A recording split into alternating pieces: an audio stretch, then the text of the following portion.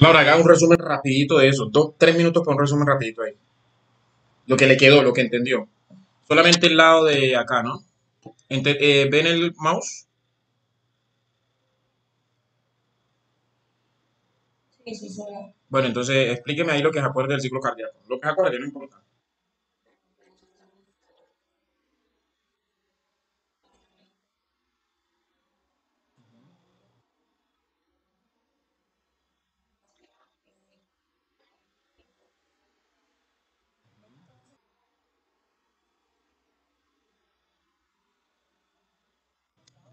Venga, yo le pregunto más bien. Listo, ¿cómo usted sabe que la sístole inició? ¿Qué le indica a usted que la sístole inició? Usted está frente a un paciente, usted está frente a un paciente, lo tiene ahí, tan tan. ¿Cómo usted sabe que la sístole inició? ¿Y qué haría usted para saber que la sístole inició? Es la sístole primero, ¿no?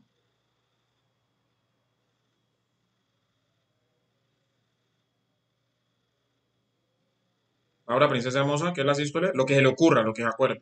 Diga cualquier cosa.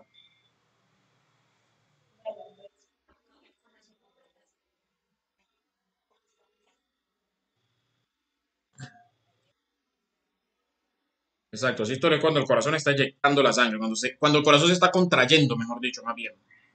Porque hay un momentico en la sístole que el corazón se está contrayendo y no eyecta la sangre, ¿no? No eyecta sangre, pero bueno, ahorita hablamos de eso. Pero en general sístole es contracción y diástole es relajación, básicamente. ¿Listo? Entonces en sístole lo que usted dice, estamos en una fase activa, que el corazón está botando la sangre y la diástole se está llenando. Listo. ¿Cómo usted sabe que inició la sístole? ¿Tiene alguna idea? ¿Se le ocurre alguna cosa? No se le ocurre nada, no te le regalo el señor. Uno sabe que inicia la sístole. Bueno, yo le voy a ir marcando unos puntos y usted me va a decir dónde inició la sístole. Este punto que le estoy marcando aquí empezó la sístole? ¿Sí o no?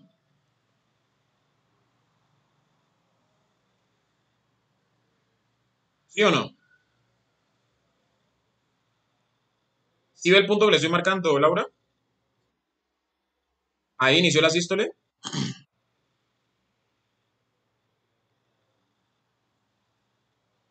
No sabe. Bueno, ¿en qué? Miren estos puntos. Aquí hay un punto, aquí hay otro punto, aquí hay otro punto y aquí hay otro punto. ¿En cuál de estos? Vamos a llamar a este uno, 2, 3 y 4. ¿En cuál de esos puntos empezó la sístole? ¿En el uno, en el 2, en el 3 o en el 4? Yo puse a grabar esto, sí. Vamos a ver. Ah, sí. ¿En cuál de esos puntos empezó la sístole? ¿En el uno, en el 2, en el 3 o en el 4? ¿Qué debe pasar en el corazón para que la sístole empiece, mejor dicho? Para que el corazón se empiece a contraer. ¿Qué pasa cuando el corazón se empieza a contraer? ¿Sí? El corazón se empieza a contraer y aumenta la presión. Listo. ¿Qué otra cosa pasa? No, cuando usted se está contrayendo es porque ya se llenó. Usted me lo acaba de decir. Cuando usted está contrayendo es porque va a botar la sangre. Entonces uno podría decir, sí, bueno, el corazón se llena y después que se llena empieza a contraer. Bueno, está bien. ¿Qué otra cosa? Se abre la válvula aórtica. Listo, aquí se abre la válvula aórtica. Entonces aquí la sangre comienza a salir. Pero el corazón se empezó a contraer desde acá. ¿Cómo nosotros sabemos que el corazón se empezó a contraer desde acá? Pues porque mire que la presión está subiendo, la presión está subiendo, subiendo, subiendo, subiendo. O sea que la válvula aórtica se abre después, mucho después. Mire todo este tiempo que tiene que pasar de aquí a aquí. Mucho después de que el corazón se empieza a contraer. Entonces, ¿qué es lo que pasa cuando el corazón se empieza a contraer? Antes de que se abra la válvula aórtica, ¿qué otra cosa pasa?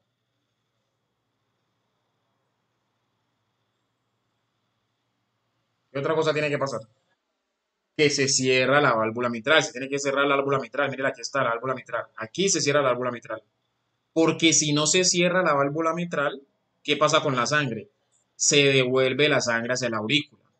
Lo mismo está pasando en el ventrículo derecho.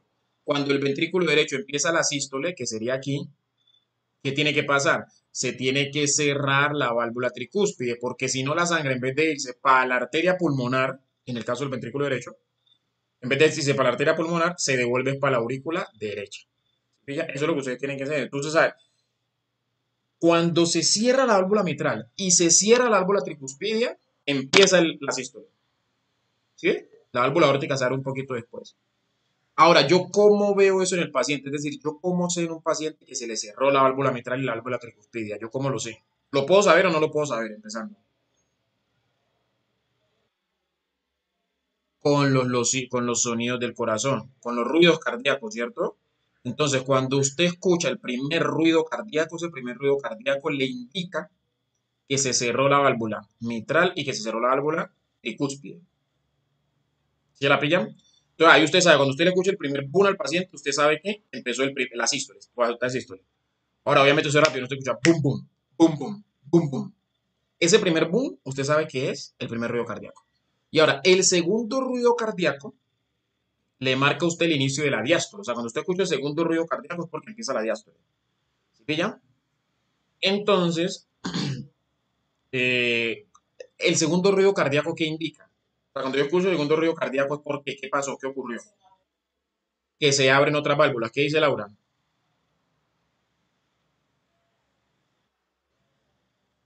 Que se abren otras válvulas. Bueno, la apertura de las válvulas en un paciente normal no genera ruido, ¿no? No genera ruido en un paciente normal. Después vamos a ver cuándo la apertura de las válvulas genera ruido. Pero en un paciente normal no. O sea, no hay ruido. Lo que genera ruido es el cierre de las válvulas. El cierre. El segundo sonido hace referencia al cierre de las, al cierre de las válvulas, de las otras válvulas. ¿Cuáles son las otras válvulas? La óptica, Ajá, ¿y cuál es la otra? ¿verdad? La aórtica y la pulmonar. Si ve que uno puede sacar las cosas así por lógica, si ya yo sé que el primer ruido es porque se cerraron dos y solamente son cuatro, pues el segundo ruido tiene que ver porque cerraron las otras dos. Si ve que a veces uno metiéndole lógica a las cosas, uno va sacando la información. Sí, pilla, bueno, entonces eso quiero que les quede de mensaje. ¿Y qué otra cosa quiero que les quede de mensaje? Que, como usted puede ver aquí, mire que la presión está subiendo y luego baja. Esta es la presión en el ventrículo. Bueno, ahora hagamos aquí en la aorta, que es la que nos interesa. Mire que la presión aquí está bajando y luego ¡fum! Sube. Luego baja y luego sube y luego baja y sube. O sea, todo el tiempo la presión en la aorta se mantiene así. Bajando y subiendo, bajando y subiendo. Cuando estamos en diástole, pues la presión es bajita. Cuando estamos en sístole, la presión es alta. Eso es obvio, ¿cierto? Porque cuando estamos en sístole, el corazón se contrae y manda la sangre a la aorta, entonces la presión tiene que subir.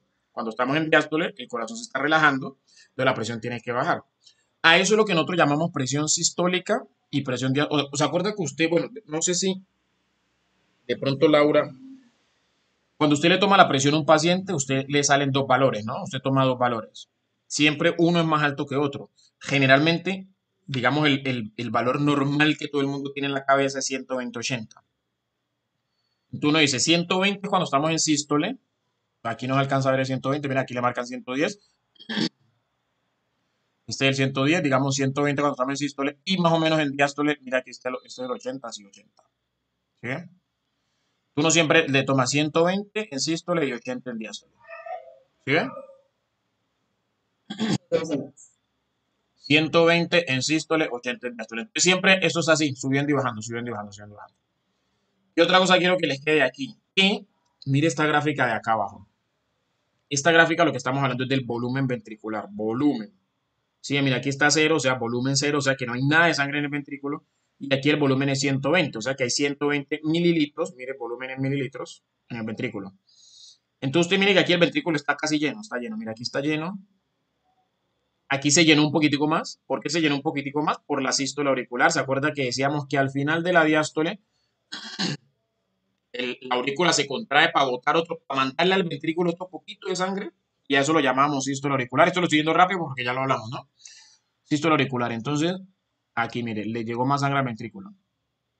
Pero mire que aquí en este punto, la sangre, el volumen del ventrículo comienza a bajar. ¿Sí? El volumen comienza a bajar. Pregunta, ¿por qué el volumen del ventrículo aquí está bajando? Mire, estaba en 120, ahora está en 110, digamos 100 o 90, 80, 70, 60 y llega hasta 50. ¿Por qué el volumen del ventrículo está bajando aquí, Laura? ¿Por qué está bajando? ¿Por qué está bajando? Laura, es una respuesta sencilla, o sea, no le busque una cosa pues súper elaborada, una respuesta sencilla, de acuerdo a lo que hablamos acá arriba. ¿Por qué eso aquí está bajando el volumen del ventrículo? ¿Por qué? ¿Por qué? ¿El cierre de qué? ¿Y qué tiene que ver el cierre de la válvula mitral con que el volumen del ventrículo esté bajando? O sea, explíqueme eso porque no lo entiendo ahí. O sea, digamos, cuando se cierra la válvula mitral, lo que pasa es que no le va a llegar más sangre al ventrículo, porque la válvula mitral está separando la aurícula del ventrículo, ¿cierto?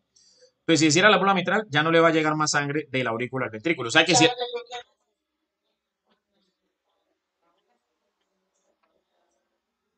porque ya está enviando la sangre para otro lado, exactamente. ¿Sí me entiende, Laura? O sea, Laura, vea, cuando se cierra la mitral, ya no le entra más sangre. O sea que ya llegó a sus 120, ya no le llega más sangre. Mira, aquí se cerró la mitral, ya no le llega más sangre. ¿Sí ven? No le llegó más, quedó en sus 120. Aquí comienza a bajar, pues obvio, tiene que mandar la sangre para otro lado, porque si no la mandara para ninguna parte, pues esto seguiría aquí en 120, seguiría aquí en 120. Aquí está mandando la sangre para otro lado. ¿A qué otro lado la está mandando? ¿A dónde la está mandando, Laura? En el caso del ventrículo izquierdo. ¿A dónde la está mandando? Jimena sabe ¿Quién, quién habló, Jimena o Laura? Jimena, bueno, Laura, está muy... Acuérdense que cuando estudien, no pueden estudiar para aprenderse eso de memoria, porque eso de memoria no sirve. Sí, porque ustedes lo aprenden de memoria y le hacen la pregunta medio diferente y ya la bloquean. Cuando usted esté en la práctica, usted tiene la presión de que los compañeros están ahí o en la misma clase los compañeros la están viendo, el profesor la está viendo, el paciente la está viendo. Entonces más se va a bloquear, ¿me entienden? Entonces no se aprendan las cosas de memoria, sino que traten como de entenderlo, interpretarlo y tal. Sí, va para la aorta, claro, va para la aorta. No, le estoy hablando a Laura, le estoy diciendo a Laura. Entonces todo se va para la aorta. En el caso del ventrículo derecho se va para la arteria pulmonar. ¿Sí? O sea que aquí estamos en sístole, esto es la sístole. La sangre está saliendo del ventrículo. Pero mire lo que pasa aquí, mire. Mire que esto viene aquí. Va bajando, va bajando, bajando, bajando, bajando. Pero llega hasta aquí. Llega hasta 50. ¿Qué significa? Que el ventrículo cuando se contrae no bota o no eyecta, pues, toda la sangre. ¿Sí? Mire todo esto que le quedó dentro del ventrículo. Le quedaron 50 mililitros dentro del ventrículo, ¿sí? De 100, y a eso es lo que se le llamaría volumen residual. Esto que botó, usted lo va a llamar volumen. ¿Alguien sabe cómo lo llama? Mire, todo el volumen que le queda aquí al corazón antes de empezar la sístole, usted lo va a llamar volumen de fin de diástole o volumen telediastólico, como quiera. Volumen telediastólico le dicen más, creo. Todo el volumen, todo lo que le quedó, o sea, esos 120. Lo que bota, usted lo va a llamar volumen sistólico, lo que botó. O sea, el volumen que el corazón eyectó durante la sístole. Y lo que le queda acá lo vamos a llamar volumen residual. Entonces nos aprendimos ahí tres conceptos. Eso es re importante cuando veamos falla cardíaca y esas vainas porque eso no es entender. Volumen telediastólico. Sí, tele es como de final, como de al final de la diástole. El otro es volumen sistólico, y el otro es volumen residual. O sea que si yo le pregunto, digamos que yo le pregunto, si yo le digo, Laura, el volumen sistólico, ¿Laura entendió ese pedacito?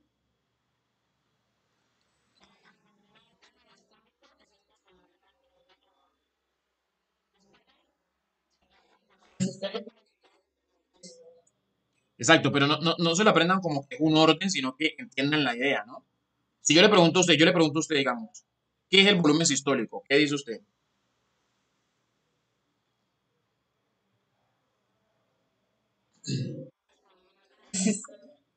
No, usted debe decir que,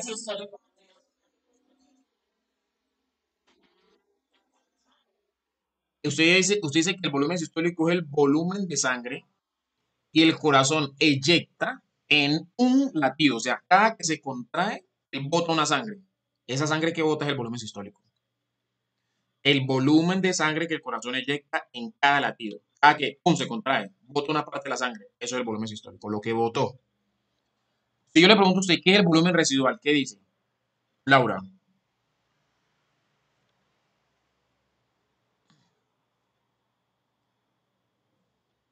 ¿qué diría usted que es el volumen residual, Laura?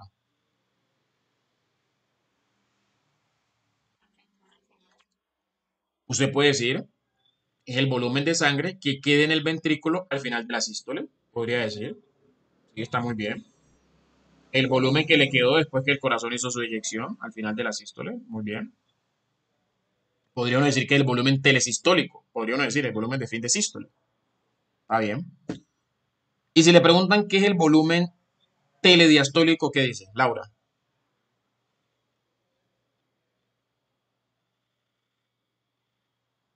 ¿qué diría usted? ¿Qué es el volumen telediastólico? Es el volumen de sangre que el corazón tiene al final de la diástole. O sea, después que terminó la diástole, o sea, toda esta fase de acá, después que termina la diástole, el volumen de sangre que el corazón tenga ahí, a eso usted lo va a llamar volumen telediastólico. Si pilla, bueno, listo. Con eso finiquitamos aquí. Aquí les voy a estar preguntando cositas de aquí, ¿no? Vamos a estar volviendo y retrocediendo. Ahora yo les había hecho unas preguntas a ustedes. Empiecen. ¿Cuál es la primera rama de la aorta, Laura? Ya ni me acuerdo qué pregunta les habría hecho. Me acuerdo solo de esa. Me acuerdo de esa nomás. La coronaria es una sola. ¿Cuántas coronarias son?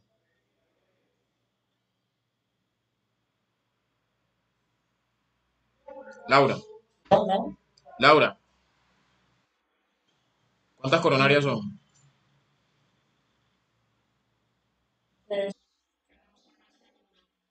No, no. Bueno, ¿cuál digamos, dónde lo leyó usted? ¿Dónde leyó eso? ¿Dónde lo buscó?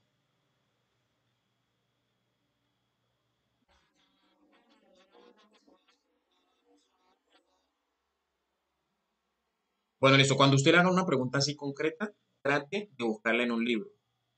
O en última instancia, pues en Google, que en Google uno encuentra las vainas y las sabe buscar también bien. ¿Listo? Las coronarias son dos y empiezan a una rama. Esas ramas después, cuando estudiamos infarto, nos toca aprendernos las ramas de las coronarias. Además, porque eso en trauma, bueno, para Jimena, en trauma, a veces hacen preguntas de eso. De, la, pues, de cuál arteria está comprometida en un infarto de la cara anterior, en un infarto de la cara inferior, y le preguntan entonces qué arteria está comprometida, cuál rama de las coronarias. Entonces tiene que aprenderse bien esa anatomía de las coronarias, pero bueno, eso lo estudiamos después. Por ahorita quería simplemente que supieran que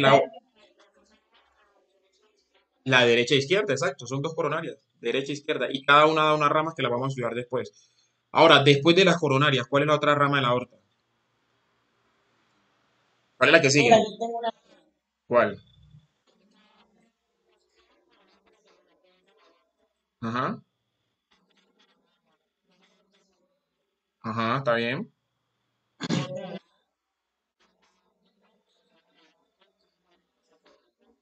Listo, bueno, eso es. Listo, entonces empieza ahí. Lo que usted me estaba diciendo era la aorta. Entonces usted venía con la aorta y llegó hasta el callado aórtico, ¿cierto? Que es como esa curvatura que hace la aorta ahí. Listo, pero entonces las ramas, la primera, la otra rama después de las coronarias sería, ¿cuál dijo usted? El tronco brachiocefálico. Tronco brachiocefálico, dijo usted, ¿cierto? Ahora la pregunta es, ¿tronco brachiocefálico derecho o izquierdo?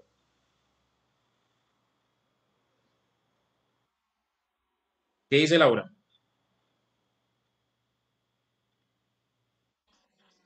¿Por qué usted diría que derecho? ¿Por qué? O sea, por qué lo digo así? ¿Por qué?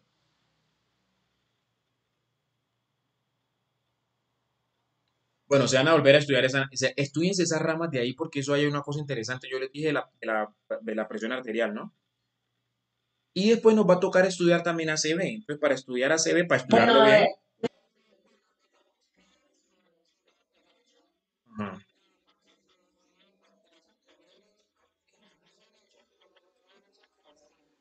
ajá, exactamente. Listo. ¿Y después qué sigue?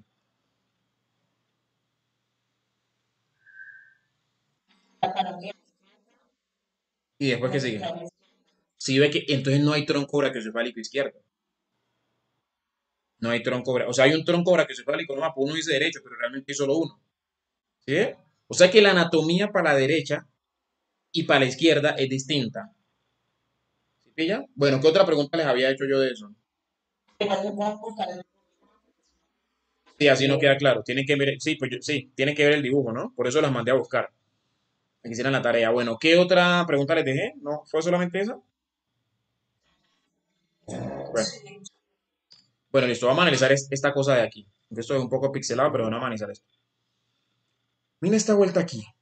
Con esto nos vamos a entretener un buen rato. La presión arterial media, dice acá. Si yo le pregunto, Laura, ¿qué es la presión arterial? ¿Usted qué dice?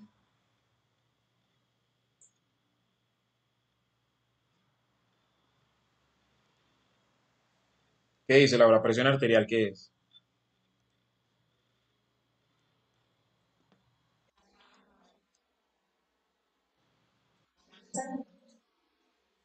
¿Qué más? ¿Qué más? La fuerza de la sangre, ¿qué? Mire que dice presión. Eso es presión, la fuerza, ajá, de la sangre, ajá. ¿Qué más?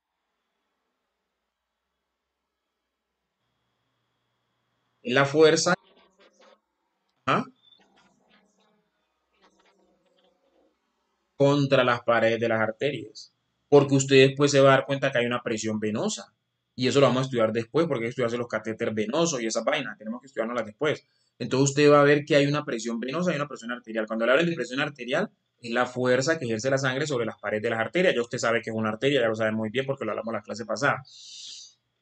Pero nosotros vimos que la presión arterial está subiendo y bajando, ¿se acuerdan? Porque está en 120 y luego baja 80, 120 y luego baja 80, ¿cierto? Pero nosotros, el valor promedio entre ese 120 y ese 80 es lo que nosotros llamamos presión arterial media. O sea, es como un promedio entre esos dos valores. ¿Sí bien? O sea, la presión arterial media realmente es la presión arterial durante la mayor parte del tiempo. ¿Sí? Entonces nosotros sacamos un promedio. ¿Cómo calculamos la presión arterial media? Pues usted coge, hay varias formas, pues, pero digamos la que a mí me gusta es que usted coge la sistólica más dos diastólicas, o sea, dos diastólicas, y esto lo divide entre 3. Así calcula la presión. No, es que, exactamente. Dos diastólicas.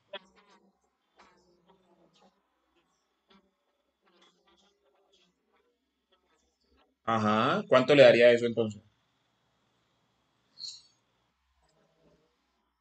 ¿Cuánto le da Laura? La presión sistólica dio 110 y la diastólica 80. ¿Cuánto le da la media?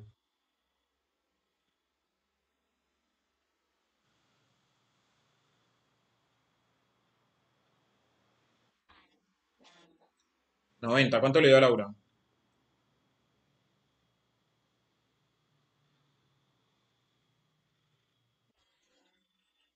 90, porque 3 por 9 son 27. Ujú. Está bien. Y esa suma aquí da 270. Entonces, así usted calcula la presión arterial media. ¿Sí? Eso es la presión arterial media, listo. Ahora, ¿de qué depende esa presión arterial? Pues depende de dos cosas. Del gasto cardíaco, que es esto que está aquí, y de la resistencia vascular periférica.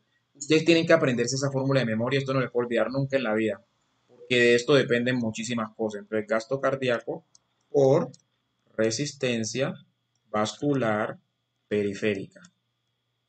Entonces, ahora la pregunta, ¿qué es el gasto cardíaco? ¿Laura sabe qué es el gasto cardíaco? ¿Se acuerda de lo que vio en fisiología?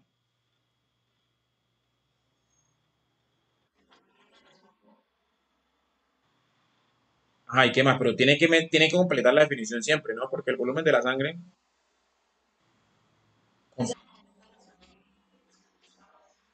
Ajá, ajá, ¿y qué más?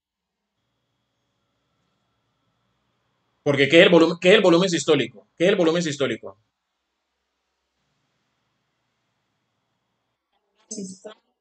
Ujú, que acabamos de ver.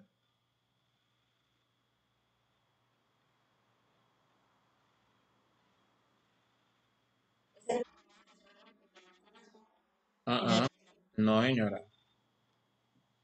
El volumen de sangre que expulsa el corazón en un latido, que expulsa, no que llega. Porque acuérdese, todo lo que le llegue al corazón, usted lo va a llamar volumen telediastólico. O sea, lo que le llega al corazón. Con lo que el corazón terminó la diástole es el volumen telediastólico. O sea, todo lo que le llegó. Y de todo eso que le llega, él eyecta una parte.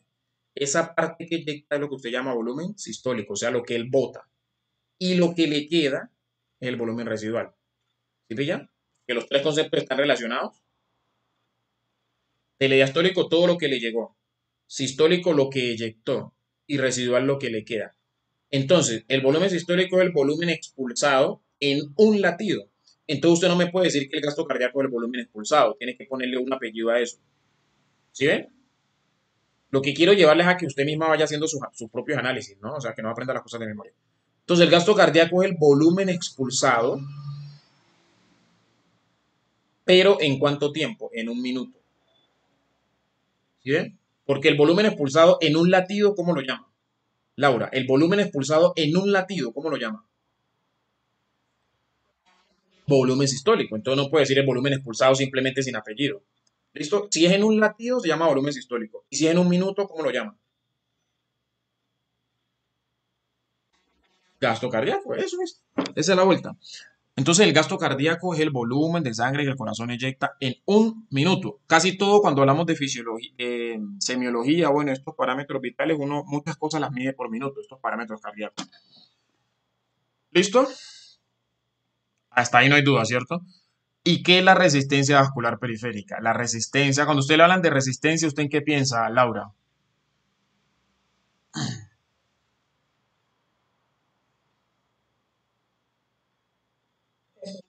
Sí, cuando le hablan de resistencia, ¿en qué piensa? En algo que se opone, ¿cierto? A alguna cosa, ¿cierto? Como que se opone. Entonces aquí la resistencia es una fuerza que se está oponiendo también al flujo de la sangre. ¿Sí? Una fuerza que se opone al flujo de la sangre. Pero mire que le están diciendo resistencia, no le están diciendo resistencia aórtica, porque si a mí me dicen resistencia aórtica, yo digo, es que la aorta se está oponiendo a que la sangre fluya. Si me dicen resistencia carotidia, yo digo, es que la carótida se está oponiendo a que la sangre fluya. Pero no, aquí le están diciendo resistencia vascular periférica. Cuando usted le hablen de vascular periférica, se están refiriendo a las arteriolas. ¿Listo? Entonces, o vascular sistémica, como ponen acá. Entonces, aquí estamos hablando de, de una fuerza que se opone al flujo de la sangre, pero que es ejercida por las arteriolas. ¿Se acuerda que vimos por allá las arteriolas, cierto? Que dijimos que la aorta daba unas ramas que eran unas arterias grandes, esas arterias grandes se convertían en arterias más pequeñas, esas arterias más pequeñas luego se convertían en arteriolas y las arteriolas luego se convertían en capilares. ¿Se acuerdan? Ajá. Sí. Entonces, aquí estamos hablando de esas arteriolas. ¿Por qué son las arteriolas las que ejercen mayor resistencia? Porque las arteriolas tienen más músculo. Bueno, proporcionalmente hablando, tienen más músculo. Entonces las arteriolas tienen una facilidad, es que se abren y se cierran, se abren y se cierran. O sea, se contraen y se dilatan. Entonces, a la contracción de esas arterias la vamos a llamar vasoconstricción y a la dilatación de las arterias la vamos a llamar vasodilatación. En este caso de las arteriolas, ¿no? Estamos hablando de las arteriolas. ¿Entendieron eso, cierto? Entonces, vasoconstricción es cuando las arteriolas se cierran, o un vaso pues se cierra, y vasodilatación es cuando un vaso se abre. Ahora yo le pregunto, Laura, ¿qué cree usted? ¿Que cuando un vaso se cierra, ejerce más resistencia o menos resistencia? Cuando se cierra.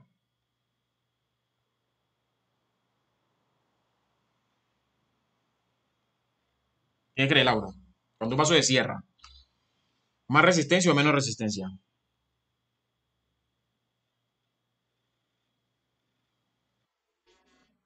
O sea, métale lógica. ¿Qué cree que usted que es más fácil para la sangre? ¿Pasar por un vaso que esté cerrado o un vaso que esté abierto? Por un vaso que esté abierto, ¿cierto? Entonces, ¿quién ejerce más resistencia? ¿Cuando el vaso está cerrado o cuando está abierto?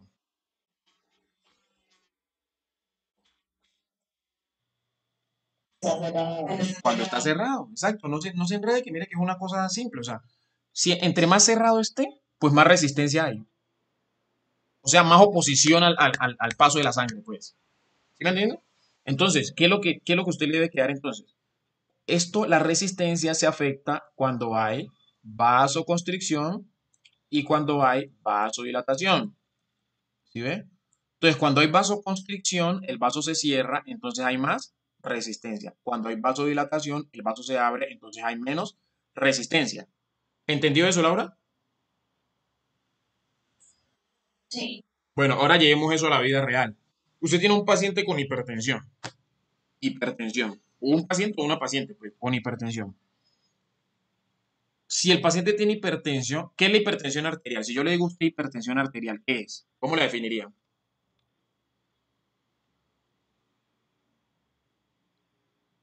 Laura, ¿no? Todas las preguntas van para Laura, mejor dicho. Todas, absolutamente todas las que haga.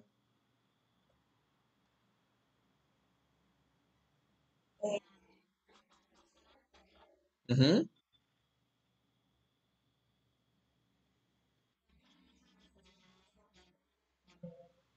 No, pero ¿a qué le suena hipertensión? O sea, dale lógica, lo que yo quiero es que aprendan como a pensar, ¿sí me entiende? Así no lo haya estudiado, pero ¿a qué le suena la palabra hipertensión? ¿A qué le suena hiper? Cuando usted escucha hiper, ¿a qué le suena hiper? Hiper. A algo alto, ¿cierto? Listo, hiper es alto. Tensión, ¿a qué le suena? Como a presión, ¿cierto? Tensión y presión son conceptos distintos, pero digamos en la práctica uno los usa como iguales, pero son distintos. Después les explico la diferencia, para que no se enreden ahorita con eso porque es difícil de entender a veces. Entonces, no, no es lo, realmente hay una diferencia, pero una diferencia fisiológica muy técnica que la gente no lo entiende. Entonces vamos a usarlo como lo mismo ahorita. Entonces si yo le digo hiper es alto, tensión pues es presión, ¿cierto? Entonces yo le digo, y arterial pues presión arterial. Entonces hipertensión arterial sería cuando la presión arterial está como alta o baja. Alta, entonces usted dice, ah, la presión arterial es un aumento sostenido de la presión arterial por encima de los límites normales, porque tienen que haber unos límites normales para usted saber cuándo está alto, ¿sí o no? Si usted no sabe los valores normales, pues nunca va a saber cuándo el paciente está con hipertensión. Después nos tenemos que aprender los valores normales. Entonces, ya usted sabe que hipertensión es cuando un paciente tenga la presión alta. Palabras más, palabras menos. Ahora yo le pregunto, de acuerdo a este concepto que le acabo de explicar aquí, si lo entendió efectivamente, de acuerdo a esto,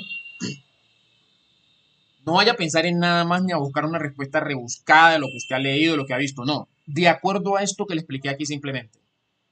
Si un paciente le llega a usted con hipertensión, usted debe darle un fármaco que haga aquí vasoconstricción o vasodilatación y me explique el por qué, obviamente, ¿no?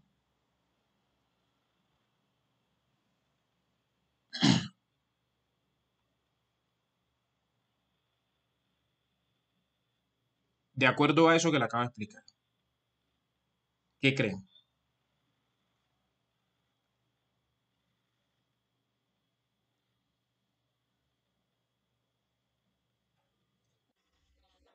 ¿Por qué?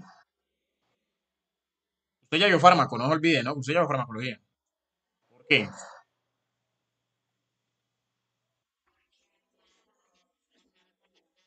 Listo, entonces hagamos el análisis juntos, listo. Suponga usted que el señor tiene la presión arterial alta. Usted como profesional de la salud, ¿se acuerda que usted va a pasar a medicina? Entonces usted como profesional de la salud del área de la medicina, que ya va a pasar ahorita, ¿qué es lo que quiere usted? Bajarle la presión, ¿cierto? ¿O la quiere subir más o bajársela? ¿Qué quiere hacer usted? Bajársela, ¿cierto? Pues a los valores normales. Entonces, si yo le hago vasoconstricción, si yo le doy un fármaco que haga vasoconstricción, ¿qué pasa con la resistencia? ¿Sube o baja?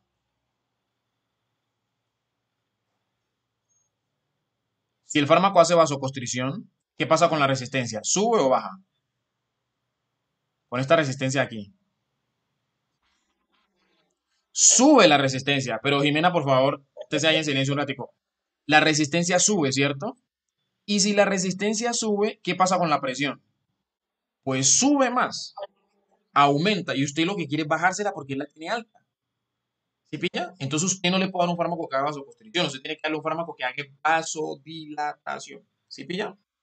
Si ve cómo uno puede sacar esto por lógica, ya después a usted qué le toca, pues aprenderse cuáles son los fármacos que producen vasoconstricción y cuáles son los que producen vasodilatación y usted ya sabe, ah, bueno, si tiene esto, pues le doy esto y tiene esto, pues le doy esto. Que eso es lo que ve usted en farmacología. ¿Sí pilla? Bueno, listo. Eso es una vuelta muy sencilla. ¿Qué?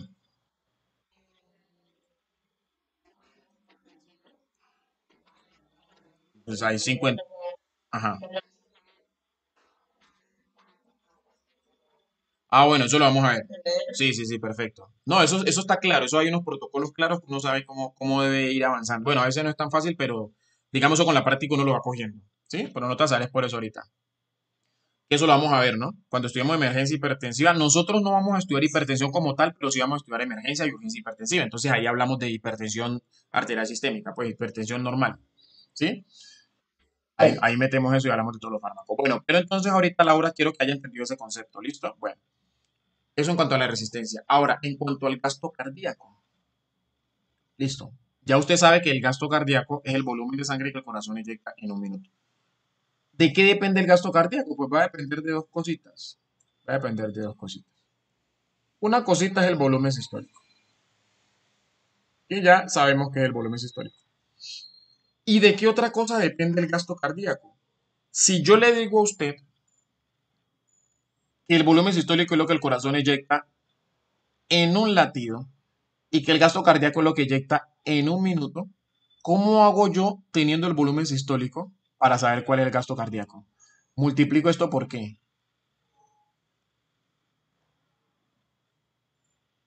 ¿Por qué? O sea, ya tengo el volumen sistólico. ¿Qué me faltaría para hallar el gasto cardíaco? La frecuencia cardíaca. ¿Por qué la frecuencia? ¿Qué es la frecuencia cardíaca, Laura? Bueno, aquí nos ponen ritmo cardíaco, ¿no? Pero hablemos mejor de frecuencia cardíaca porque el ritmo, esto puede pensar en otra cosa. Frecuencia cardíaca. ¿Qué es la frecuencia cardíaca, Laura?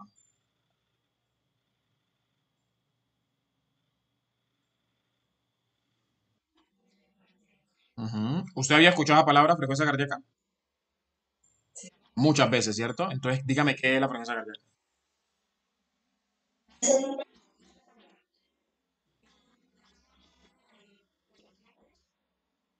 ¿Qué más? Sí, ponga el apellido. Acuérdate que pone el apellido a eso. Número de pulsaciones que durante toda la vida del paciente, o sea, en un año, en 10 años, en 20 años,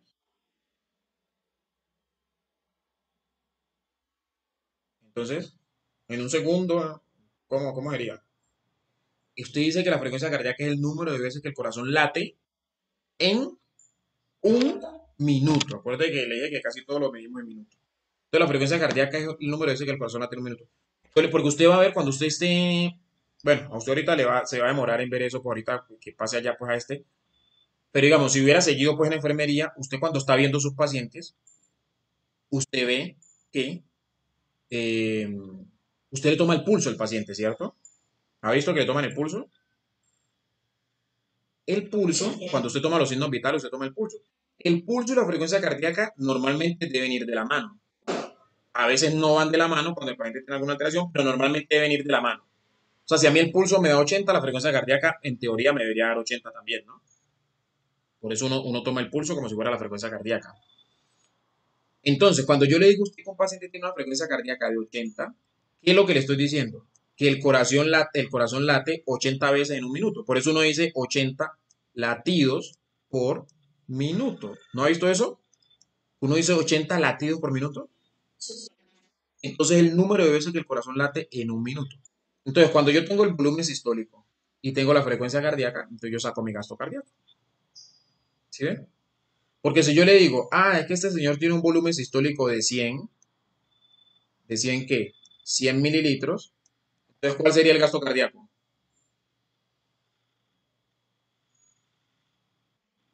Este señor que tiene una frecuencia de 80 por minuto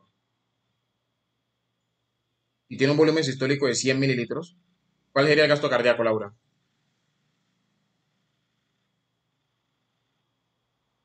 Puse 100 aquí para que el cálculo le quede fácil, ¿no? Si esto es un por aquí, entonces ¿cuál sería?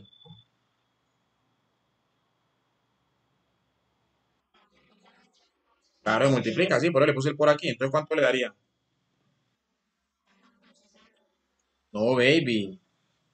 No, ¿de dónde sacó el 60? Ah, no, no, no, no, no, no, no, no, no, no, no, no, no, no. Porque acuérdense que el gasto cardíaco es por minuto. El gasto cardíaco es por minuto. Los minutos lo deja ahí quítico porque esto es por minuto. ¿Qué es lo que va a multiplicar usted ahí? ¿Qué multiplica? 80 por qué?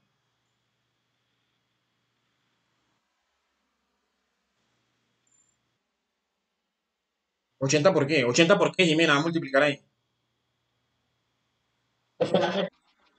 Ajá, pero ¿contra qué? 80 por qué.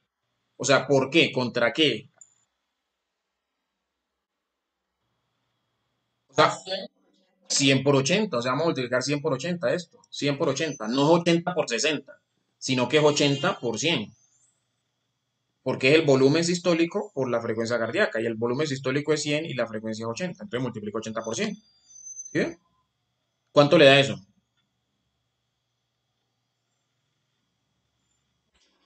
¿8.000 qué? ¿Cómo diría usted? ¿8.000 qué? ¿8.000 qué? Mililitros por minuto. O sea que este señor está eyectando en un minuto 8.000 mililitros. Es lo mismo que decir cuántos litros. ¿Cuánto sería esto en litros? Laura,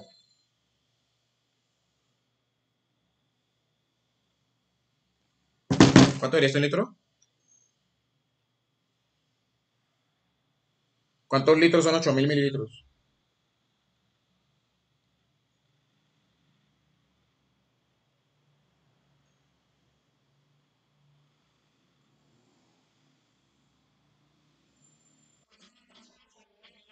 Sí, señora. 8 litros. O sea que este señor tiene un gasto cardíaco de 8 litros por minuto. Si ve, este señor en estas condiciones. Usted cuando esté en la práctica le van a decir que el gasto cardíaco normal son 5 litros por minuto. Sí, en promedio, pues. Listo, ¿sí ya la pilló entonces, Laura? Entonces, en resumen, póngale cuidado. La presión arterial depende de dos parámetros, que son el gasto cardíaco y la resistencia. Pregunta.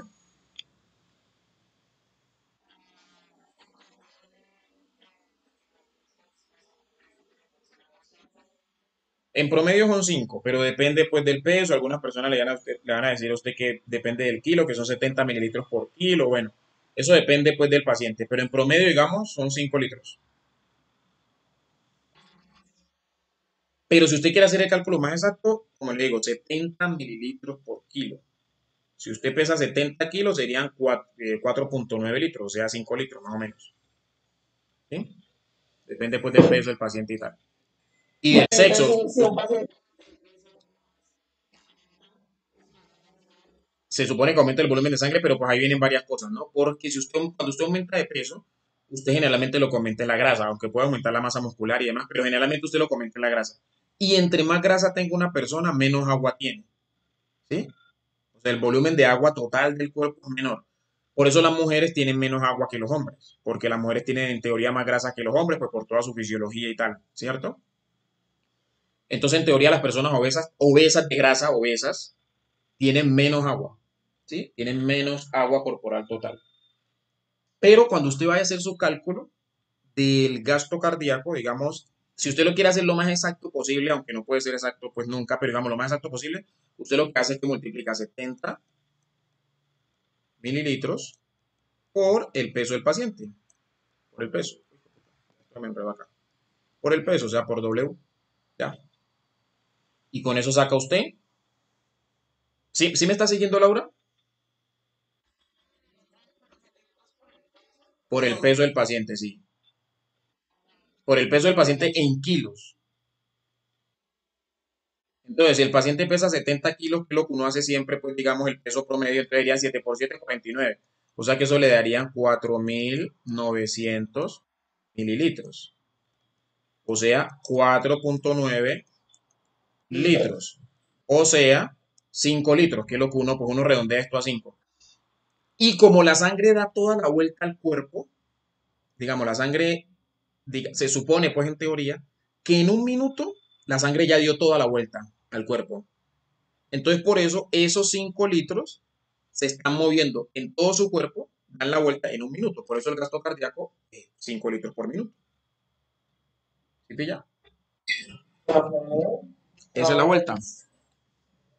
¿Entendió, Laurita?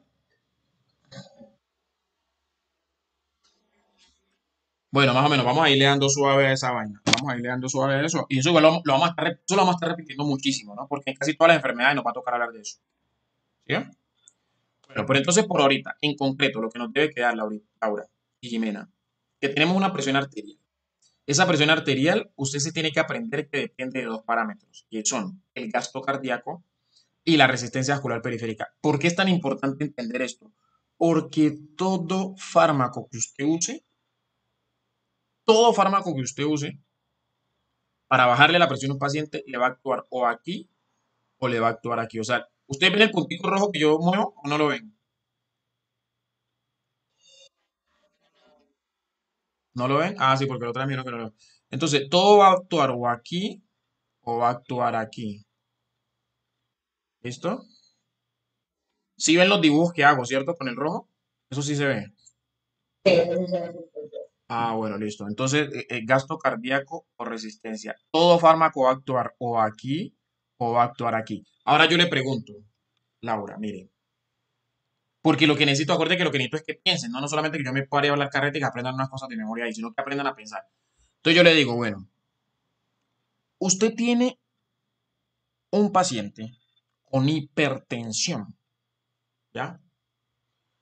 Usted, ya sabemos que usted quiere bajarle la presión. O bueno, vemos un paciente con hipotensión. Es un paciente con hipotensión. ¿Listo? ¿Usted qué querría con ese paciente? ¿Hacer que el corazón se contraiga más o que el corazón se contraiga menos? ¿Qué querría usted y por qué, no? Obviamente. ¿Por qué de acuerdo a esto que le acabo de explicar, no? ¿Por qué? La pura voz. Laura.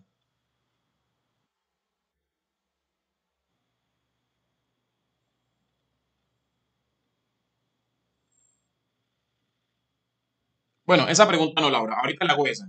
Hagamos otra. Usted va por la calle, mire, usted va por la calle. Se encuentra a un señor que le pegaron un tiro. Pegaron, pum, un disparo en la pierna. Y usted ve que el señor está sangre y sangre y sangre. ¿Qué cree usted que va a pasar con la presión de ese señor? Si no se le para el sangrado, ¿no? O sea, si sigue sangrando y sangrando y sangrando. ¿Qué va a pasar con la presión de ese señor al final? Con la presión arterial. ¿Por qué?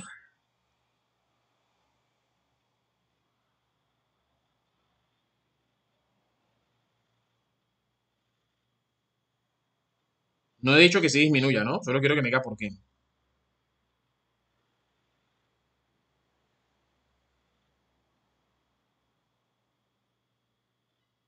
O sea, dígame por qué usted dijo que disminuía. ¿Por qué usted lo dijo? No, no busque una cosa súper elaborada. ¿Por qué usted dijo que disminuía? ¿O dijo solamente por decir una cosa? Ujú, si está perdiendo sangre, ¿qué pasa?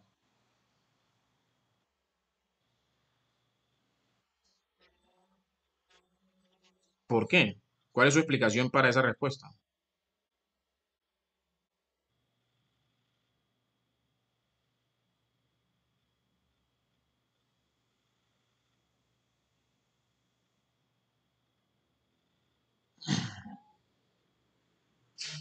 Bueno, usted pierde sangre, digamos. No, así No, no, de espera un momentico, no.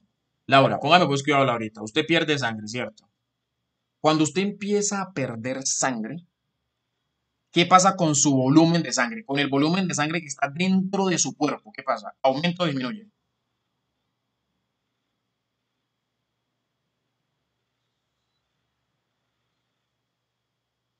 Con el volumen de sangre que hay dentro de su cuerpo, ¿qué le está pasando a ese señor? ¿Está aumentando el volumen de sangre o está disminuyendo? ¿Qué cree usted?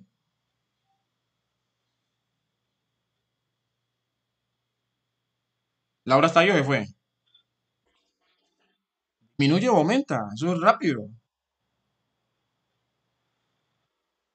O sea, Laura, mire, póngame pues cuidado, Laura. Póngame pues cuidado. Si yo tengo este vaso aquí, yo tengo este vaso aquí, y este vaso tiene un hueco aquí, y el líquido que está aquí empieza a salirse por aquí, ¿qué pasa con el líquido? Disminuye, ¿cierto? Si ve que o sea, no, lo que yo quiero es que no busque respuestas súper elaboradas, o sea, diga lo obvio, o sea, a veces la respuesta, ¿sí me entiende? O sea, no se enrede con eso.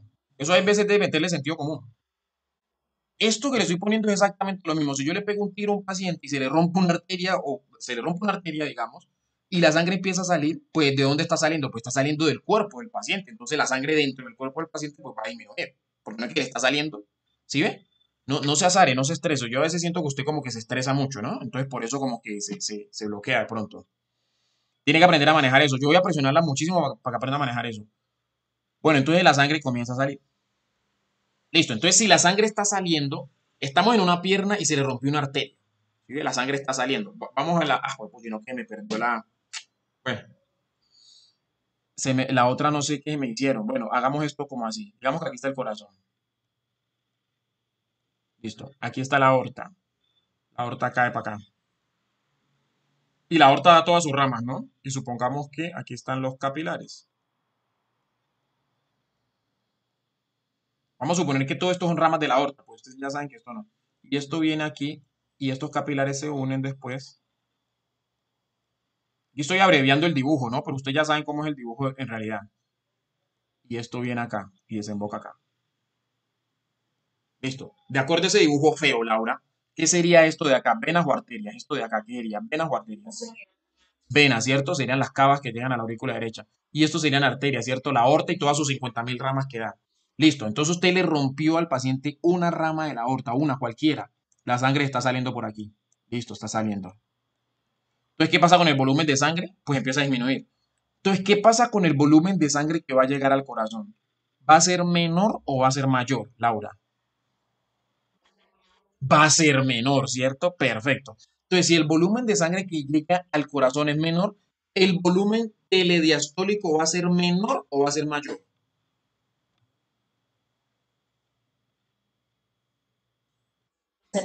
Va a ser menor, ¿cierto? Entonces, si el volumen telediastólico es menor, en teoría, ¿el volumen sistólico sería menor o sería mayor? Ya cuando el paciente pues, está avanzada esa hemorragia. Va a ser menor, ¿cierto? Y si el volumen sistólico es menor, ¿el gasto cardíaco va a ser menor o va a ser mayor?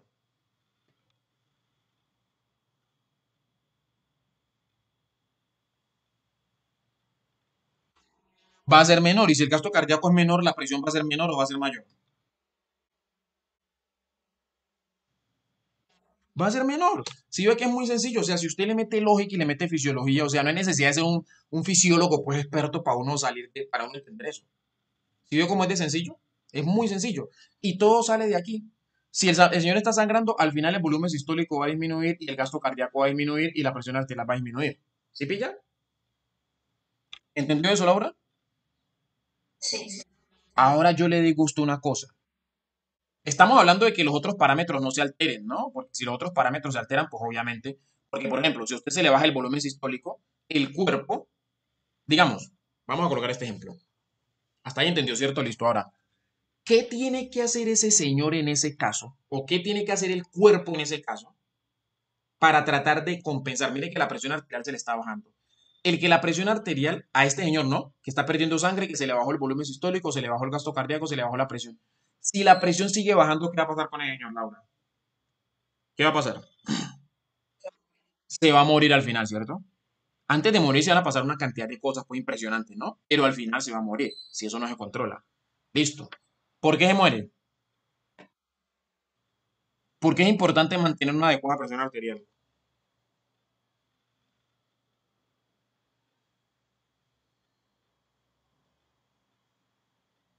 Porque es importante mantener, cuando usted vive en un edificio, ¿por qué es importante mantener una adecuada presión del agua en esas tuberías? Para que el agua suba hasta el último piso, ¿cierto? Porque si no, no le sube. Si no, no sube. Entonces tiene que mantener una adecuada presión para que la sangre llegue a todos los tejidos, porque si no, no le llega. Y ahora, ¿para qué usted quiere que la sangre le llegue a todos los tejidos? Porque es importante que la sangre llegue a todos los tejidos. Para que puedan funcionar bien. ¿Por qué? ¿Por qué la sangre hace que los tejidos funcionen bien?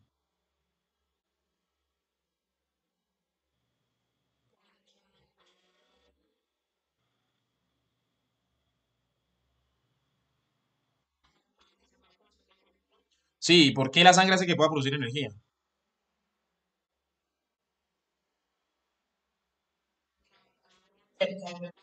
Porque la sangre lleva unas sustancias que las células necesitan para producir energía y para funcionar bien. ¿Cuál es esa sustancia? Pues el oxígeno y la glucosa para producir energía. Pero además de eso llevan sodio, llevan potasio, llevan proteínas, llevan de todo. O sea, la sangre es que transporta todo lo que la célula necesita. Y además de eso recoge los desechos que la célula necesita botar. ¿Sí? Entonces, si no le llega sangre a los tejidos, pues no tiene el sustrato que necesita para poder funcionar bien. ¿Sí pilla? Y no va a poder botar los desechos. Entonces esa célula ya va a morir con el poco desecho que tiene allá metido. ¿Sí pilla? Entonces la sangre es re importante que llegue a los tejidos y que llegue a todos los tejidos, principalmente al cerebro. ¿Sí pilla? Entonces necesitamos que haya una adecuada presión porque no nos llega. Listo. Entonces, a este señor que está perdiendo sangre, ¿qué tiene que hacer el cuerpo para que la presión Pues mientras llega usted, ¿no? Porque cuando llega usted, pues usted ya llega a hacerle al paciente lo que hay que hacerle, ¿no? A resolverle el problema. Pero antes de que usted llegue, como profesional de la salud, pues me refiero, ¿qué hace el cuerpo para tratar de que el paciente no se muera? ¿Qué cree usted que debe hacer de acuerdo a lo que hemos visto? ¿Qué debe hacer?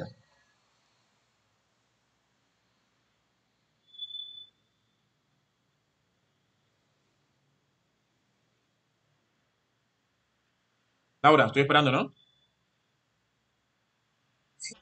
De acuerdo a lo que hemos visto hasta ahorita, o sea, no busque cosas súper elaboradas, de acuerdo a lo que hemos visto. ¿Qué debe hacer?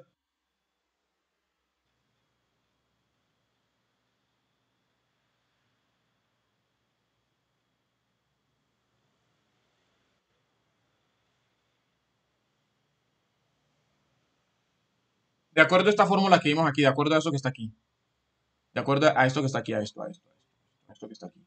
¿Qué debe hacer el cuerpo de acuerdo a esto? ¿Qué debe hacer? ¿Qué cree usted? ¿Qué debe hacer? Si la presión está bajando, esto se está bajando porque el señor está botando la sangre. ¿Qué debe hacer el cuerpo? Pues el cuerpo tiene que tratar de subirla, ¿cierto? ¿Cómo la trata de subir? ¿Cómo la trata de subir? ¿Cómo cree usted que la puede tratar de subir?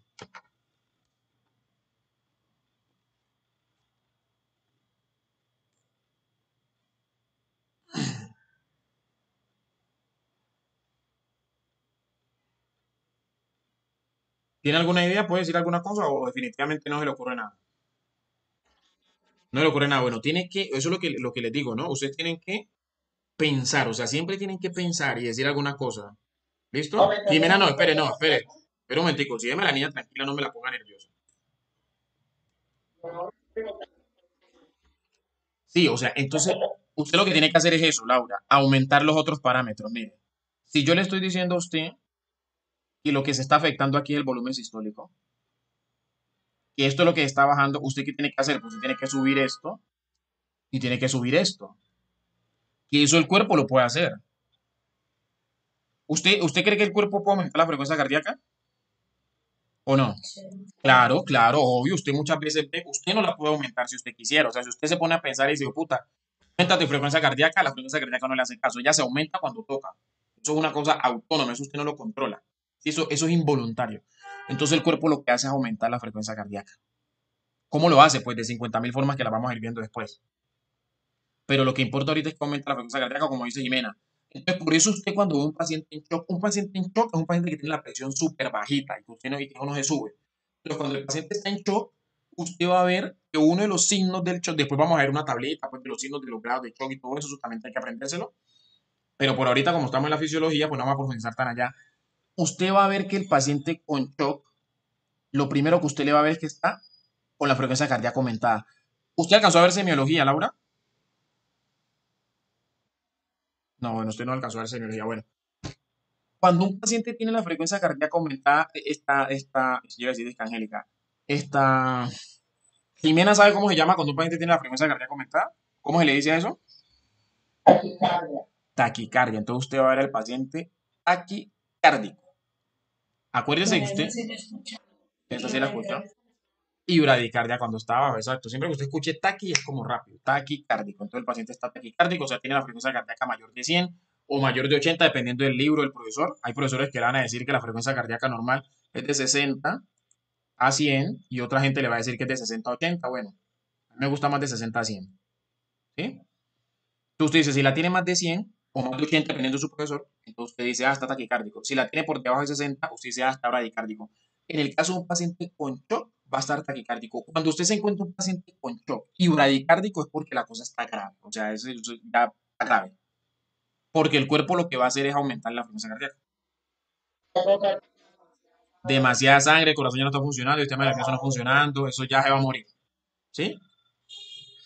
Pero esto es lo que llamamos mecanismos compensatorios. Listo, ahora, ¿qué va a pasar? El cuerpo también va a aumentar la resistencia vascular periférica. Va a aumentar la resistencia vascular periférica. Cuando yo le digo que aumenta la resistencia vascular periférica, ¿qué le estoy diciendo, Laura? ¿Qué fue lo que pasó? Cuando se aumenta la resistencia vascular, qué es lo que se hizo? Se cerraron los vasos, ¿cierto? Hay vasoconstricción. Se cierran los vasos. ¿Listo? Cuando se cierra un vaso, cuando se cierra un vaso, ¿va a pasar más sangre al tejido o va a pasar menos sangre al tejido?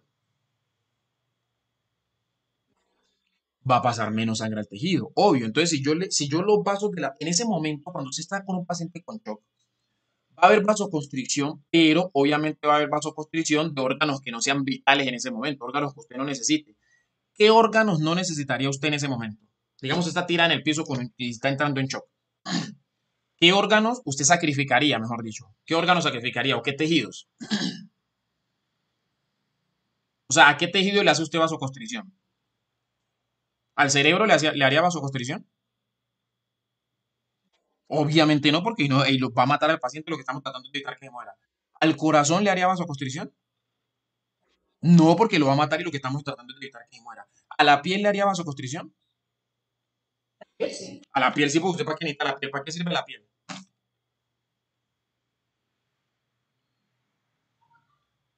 ¿Para qué sirve la piel? Laura.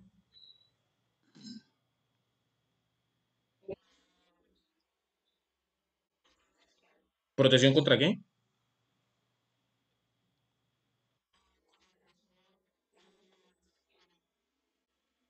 Bueno, está bien, sí, protección contra todo. Está bien, muy bien. Contra los microorganismos, está bien. ¿Qué más? ¿Para qué sirve la piel? ¿Para qué más? Ajá, bueno, sí, protección contra todo, ya. Aparte de protección, ¿para qué más?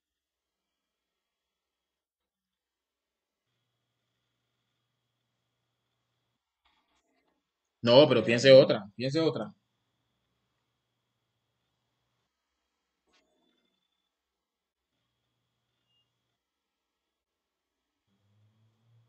¿Para qué más? Bueno, tarea para la próxima clase, funciones de la piel. Eso ya debería sabérselas, ¿no? Esas sí debería sabérselas. Funciones de la piel. Bueno, listo. Entonces la piel en ese momento no nos interesa. En conclusión. Listo. ¿Qué otro órgano no le interesa? El intestino. Digamos, ¿usted necesita intestino en ese momento?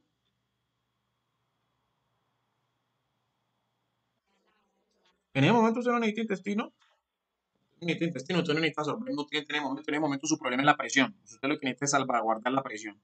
En ese momento usted necesita el aparato geniturinario, o sea, necesita genitales en ese momento, necesita pene, vagina, esa vaina. No necesita en ese momento, ¿cierto? Necesita la vejiga, la uretra, necesita cosas en ese momento, no necesita cosas en ese momento, ¿cierto? Entonces, hay vasoconstricción, eso se llama vasoconstricción esplácnica. En ciertos tejidos, en un poco tejido que usted en ese momento no necesita. ¿Sí pilla? Esplácnica, esplácnica. Esplac. Esplácnica. ¿Listo? Vasoconstricción esplácnica. Listo. Entonces, usted hace su vasoconstricción. Ahora yo le pregunto a usted. Mire la pregunta que le voy a hacer. Mire que yo le dije a usted, el paciente se le aumenta la frecuencia cardíaca, se aumenta la frecuencia cardíaca, y usted cómo lo ve en el paciente, porque está taquicárdico, ¿cierto? Entonces, un paciente con shock, usted lo va a ver taquicárdico, listo. Ahora, si yo le digo a usted, Laura, eh, ¿cómo usted le podría ver en un paciente clínicamente hablando, así como estamos hablando clínicamente, aquí vemos la frecuencia cardíaca, cómo usted vería clínicamente que el paciente tiene un aumento en la resistencia vascular periférica? ¿Cómo lo podría ver?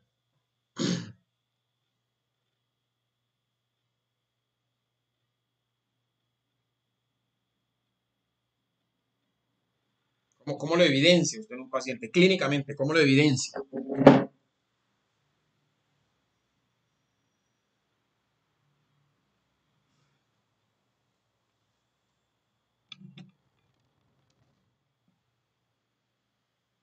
Es una pregunta, ¿no? Ay, le regalo, señores, esa. ¿Cómo lo evidencia clínicamente? ¿Qué le ocurre? Si usted tiene vasoconstricción en la piel, ¿cómo va a sentir la piel? ¿Cómo va a estar esa piel? Si no le está llegando sangre. Bueno, sí, morada, pero en este caso no. En este caso va a estar pálida, ¿no? Pues va a estar pálida inicialmente, obviamente. Va a estar pálida y además, ¿cómo va a estar? Va a estar fría. ¿Sí ve? Va a estar fría. Entonces usted ve el paciente con shock que tiene las extremidades frías. Sí, pero usted, bueno, usted no ha visto pacientes con shock ni con esas vainas todavía, ¿no? Bueno, está bien, pero bueno, eso lo va a ver después cuando ya, eso después lo ve. Entonces usted lo va a ver que está frío. ¿Cómo cree usted que estaría la diuresis en ese paciente? ¿Qué es la diuresis? Esa pregunta ya la había hecho y no voy a dejar corchar con eso. ¿Qué es la diuresis?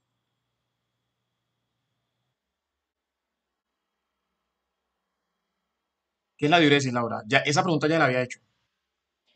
¿Se acuerda que le dije que pregunta hecha usted no se puede dejar corchar dos veces con la misma pregunta? Nunca, jamás.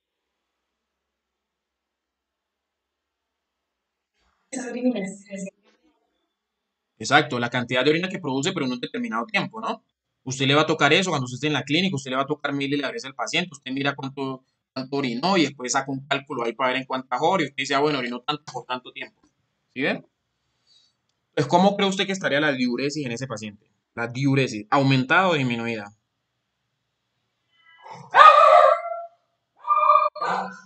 ¿Cómo? ¿Por qué?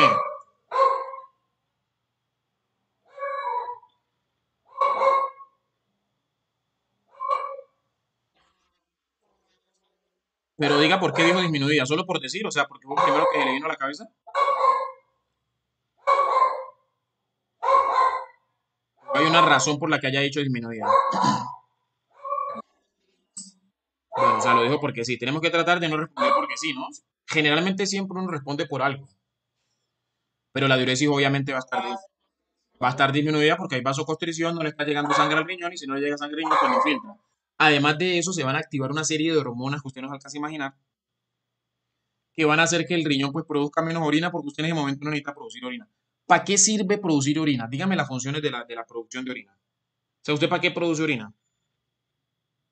Mauricio, dígame las funciones del riñón, todas las que sepa.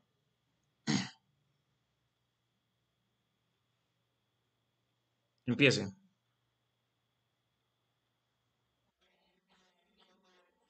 Eliminar productos de desecho, muy bien. ¿Cuáles productos de desecho conoce usted que pueden eliminar?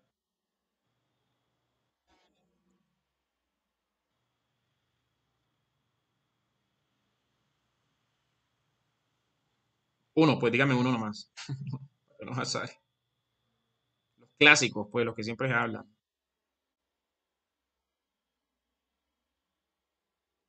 Productos de desechos que bota por la orina. Pues sí, toxinas, sí, pero digamos productos de desechos que el cuerpo produce, no extraños, pues, pero los que el cuerpo produce. Sí, porque usted me puede decir toxina, me puede decir fármaco, me puede decir venenos, pesticidas, o sea, todo lo que uno, sí, pero digamos productos de desechos que el cuerpo produzca, a botar.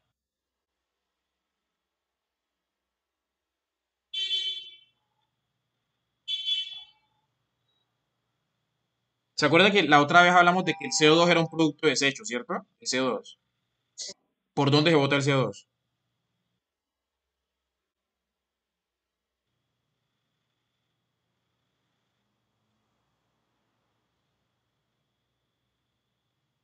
¿Por dónde se bota el CO2?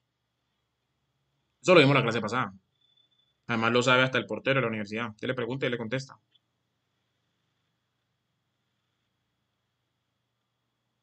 ¿Por dónde se bota el CO2, Jimena? Por el pulmón, Laura, por el pulmón. ¿Se acuerda que lo vimos en la clase pasada, no? Usted inhala para que le entre oxígeno y exhala para botar el CO2. No me confunda, yo siento que está nervioso, o sea, no se estrese, no se azar. Entonces usted bota el CO2 por el pulmón, ¿cierto? Por el aparato respiratorio, pues digamos. Listo, o sea que no por el riñón, ¿cierto? Porque el pulmón es un gas, entonces lo botamos por allá, listo.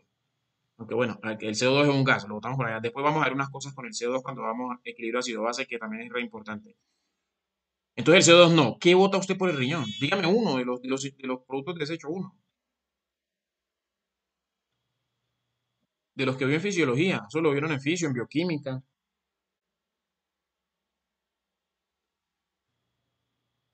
Uno, Jimena.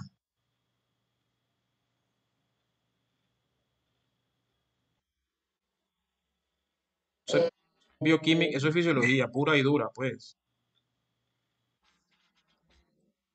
Bueno, bueno, no les voy a dejar tanta tarea porque no, mejor dicho, no alcanzan ni a estudiar lo que veamos. Pero, ¿qué dijo?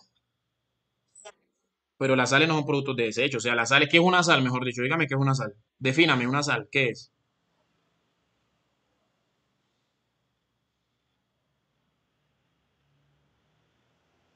¿Qué es una sal? Cuando usted dice sal, ¿qué es una sal?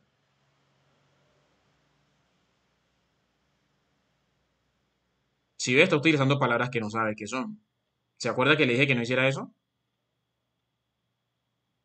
Entonces va a buscar qué es una sal y me lo va a explicar la próxima clase. Una sal es un concepto sencillo, eso lo vio con Rommel. Eso lo vio con Rommel en el primer semestre. Y después en bioquímica lo volvió a ver. Bueno, entonces los productos de desecho, la creatinina. ¿Han escuchado hablar de la creatinina? ¿Han escuchado creatinina? ¿Laura ha escuchado alguna vez la palabra creatinina? Eso la escucharon, ¿cierto? Eso la vieron en bioquímica y en fisio. Y la van a escuchar muchísimo cuando vean pacientes con problemas renales, porque una de las cosas que usted le mide a los pacientes con problemas renales para saber cómo está funcionando ese riñón es la creatinina.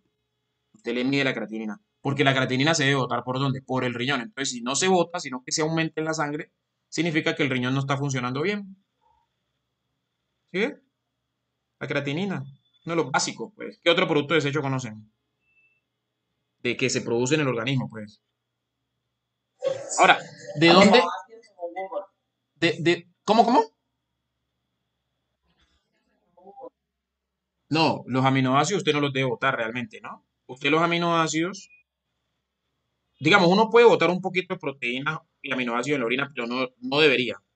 No es lo normal, pues, digamos, a veces cuando uno tiene fiebre o hace ejercicio, está estresado, digamos que puede botar un poquito. Pero normalmente no, cuando usted bota proteínas por la orina, no, pero no es un producto de desecho. Cuando usted bota proteínas por la orina, es porque tiene un problema renal, ¿no? ¿Se acuerda cuando veíamos, Jimena, que veíamos proteinuria, que veíamos en preeclampsia y en eclampsia? En síndrome nefrótico también. La proteinuria no es normal, o sea, usted no va a botar proteína renal. Pero no, agua no, porque el agua no es un producto de desecho, el agua es vida. Pero sí la bota el riñón, pero no. Digo los productos de desecho.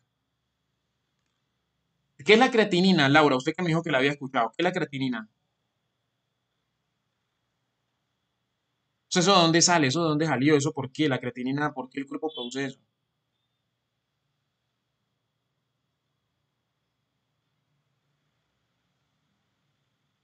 No sabe, listo, bueno. Bueno, listo. Otra sustancia que se produce, el ácido úrico. Ah, bueno, Jimena, ahora que usted dice, Jimena, las proteínas, los aminoácidos, usted no elimina los aminoácidos. Lo que usted hace, que esto lo vieron también en bioquímica, lo que usted hace es que coge esos aminoácidos, le quita el grupo amino y ese grupo amino lo va a convertir en un producto de desecho. ¿Cómo se llama ese producto de desecho? Que es de las últimas clases de bioquímica, el último parcial de bioquímica.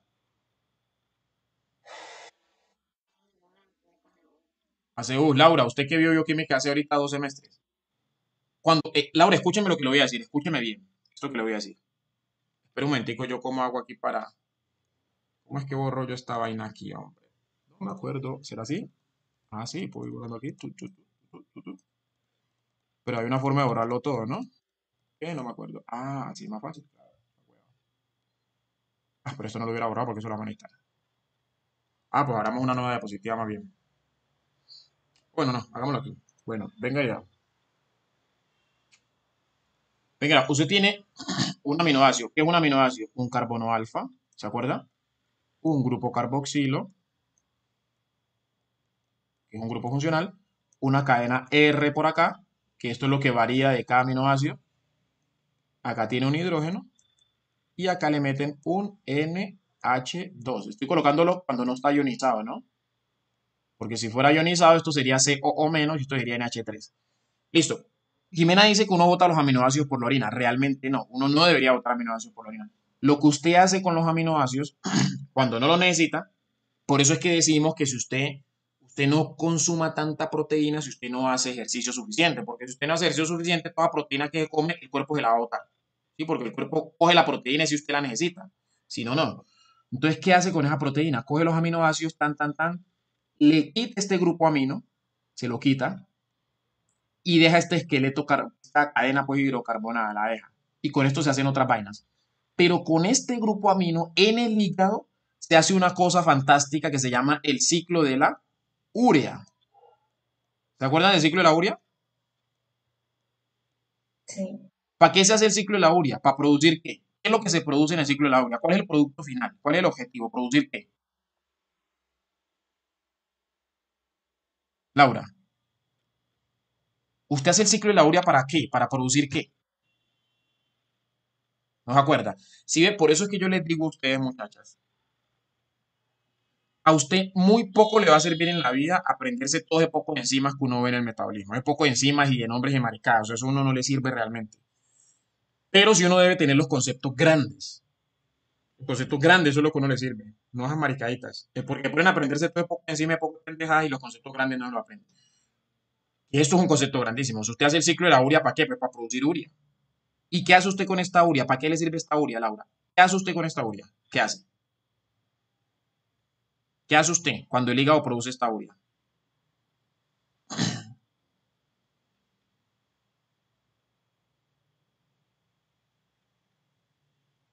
¿Sabe qué hace usted con eso, Laura?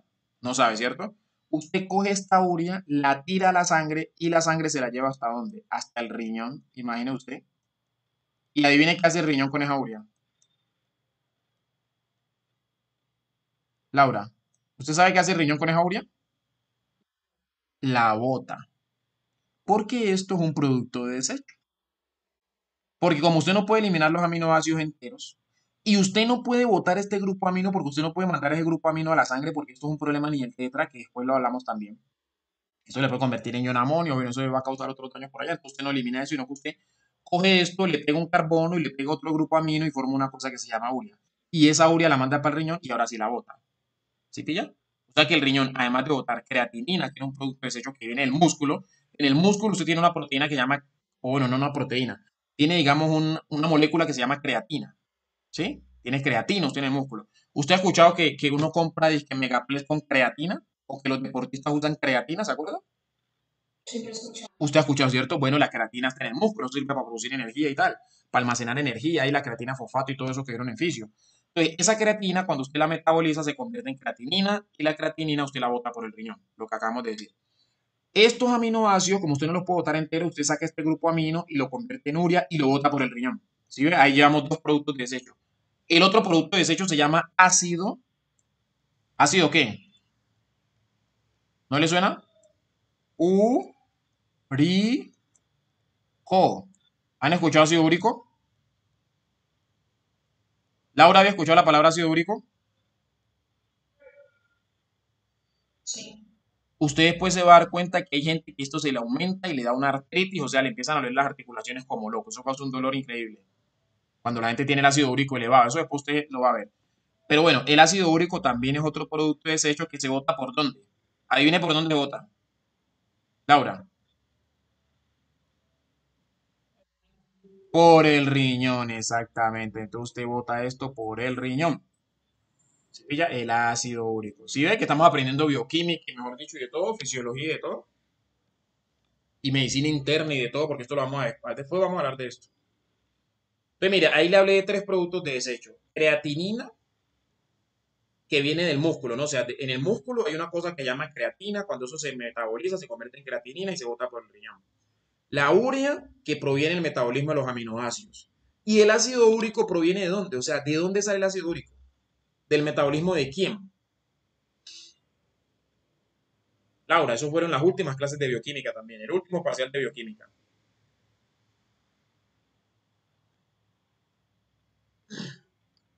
El ácido úrico.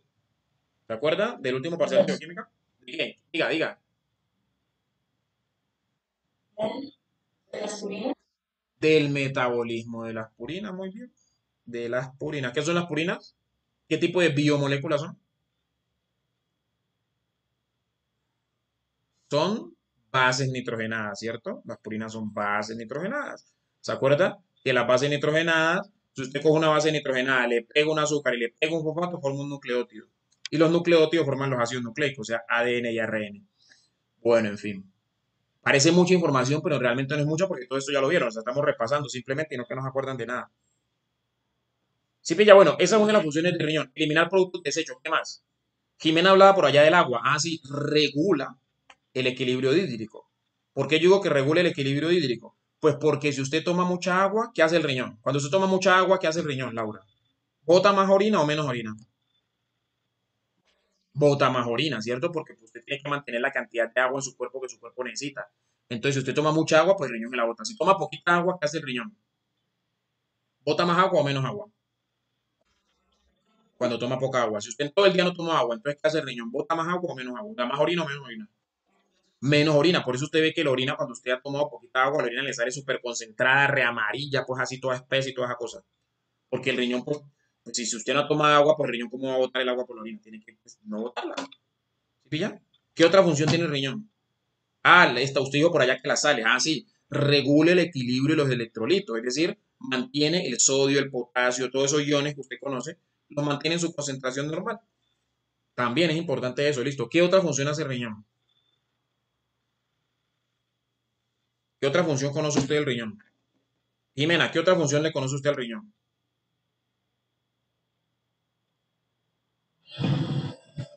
Aparte de la orina. Aparte, produce, cuando dijimos que produce orina, pues todo lo que dijimos, para eliminar productos de desecho, regular el equilibrio hídrico, regular el electrolito, todo lo que acabamos de decir, listo. ¿Qué más hace el riñón?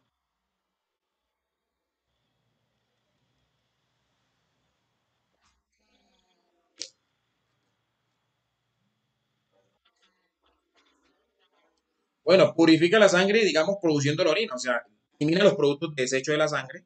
¿Y por dónde los bota? Pues por la orina. Ahí está purificando la sangre, eso está bien, perfecto, listo. Todo eso va relacionado con la producción de orina, listo. ¿Qué otra cosa hace el riñón? Produce hormonas, hormonas. ¿Qué hormonas produce el riñón? ¿Qué es una hormona, Laura? Primero que todo. Esa ya se la sabe, porque ya la hemos dicho como 50.000 veces. ¿Ahora sigue aquí o se fue? ¿Qué es una hormona? Ah, bueno, ¿qué es una hormona? Ujú. Sin ver por allá nada, ¿no? O sea, lo que se acuerde.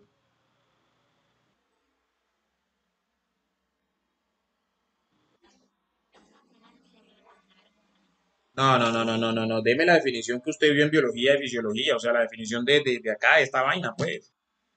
Que ayuda a regular, cualquier cosa ayuda a regular, ¿no? La definición biológica.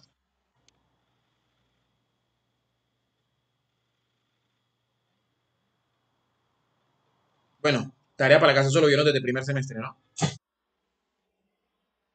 Y toda la vida hablan de las hormonas y no se gradúan y no saben definir qué es una hormona. Toda la vida hablan de hormonas, pana. Y más las mujeres, pues bueno, en fin.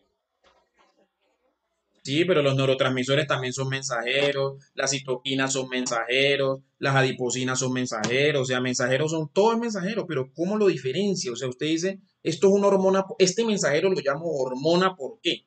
¿Por qué a este mensajero lo llamo hormona y no lo llamo citoquina? ¿Se acuerda de las citoquinas que vio en micro? Usted, vea, Laura, cuando usted en micro vio las citoquinas, ¿usted a qué le llamaba citoquina? O sea, usted decía, esto es una citoquina, ¿por qué? ¿Se acuerda que vieron como 50.000 citoquinas? Sí. ¿Por qué usted le decía eso citoquina y no le decía hormona o no le decía neurotransmisor? ¿O por qué a una cosa le dice neurotransmisor y no le dice hormona? Eso es lo que, eso es lo que quiero que me diga. Bueno, entonces va a buscar la tarea, no se la va a aprender de memoria, sino que la va a entender, así como lo estoy diciendo, a entender. ¿Listo? A veces hay cosas que uno no puede decir. Por ejemplo, hay sustancias que actúan como neurotransmisor y que actúan como hormona al mismo tiempo. Es verdad, a veces se cruzan las definiciones, pero pues digamos que tengo una idea, pues, de qué es eso. El ritmo de la parte de la inmunidad, eso lo vieron en inmuno, exacto. Pero entonces, para que me digan que es una citoquina, Laura tiene la tarea la próxima semana, me diferencia. ¿Por qué yo le digo esto neurotransmisor? ¿Por qué esto le digo citoquina? ¿Por qué esto le digo linfoquina? ¿Por qué esto le digo hipoquina? ¿Por qué esto le digo hormona? Me diferencia todo ese enredo pues, que tenemos. Listo, bueno, el riñón produce la renina. ¿Se acuerdan de la renina? Que eso lo vamos a estudiar. Es más, la renina la vamos a estudiar aquí de una vez. ¿Qué hora es ya? ¿Ya me pasé el tiempo o todavía no? Pues, ¿cuánto tiempo? Hasta las 4. Bueno, nos quedan 17 minutos. Estudiemos esta cosita aquí y después terminamos. Después ampliemos aquí y mire, el riñón produce una hormona que se llama renina. Pongamos renina. renina, angiotensina, aldosterona, que es un sistema re importante y que eso lo vamos a hablar muchísimo, porque eso para cuando uno le hipertensión, usted tiene que conocer esta vaina bien. Listo, bueno, entonces la pregunta es, usted también ya vio esto, Laura. ¿Para qué sirve? Y lo vio en fármaco también, de repeso. Fármaco lo acabo de ver ahorita. ¿Para qué sirve la renina? ¿Qué hace la renina? ¿Quién produce la renina? El riñón. El nombre lo dice, ¿cierto? Riñón. Voy a anotar las tareas que les dejo porque no después se me olvidan. La renina la produce el riñón. ¿Sí pilla? Listo. Ahora, esta renina es una hormona. Bueno, les voy a decir que es una hormona. Usted habla de una hormona cuando es una sustancia que usted libera, bueno, usted no, una célula, digamos, una célula o un grupo de células, la liberan a la sangre y la sangre la lleva hasta su sitio de acción. A eso usted le llama hormona. ¿Sí entiende? Entonces, siempre que usted ve una sustancia, que una célula la produzca y la libera a la sangre, por lo menos los estrógenos. Los estrógenos le aumentan a usted el tamaño de los senos. ¿Dónde se producen los estrógenos? Laura.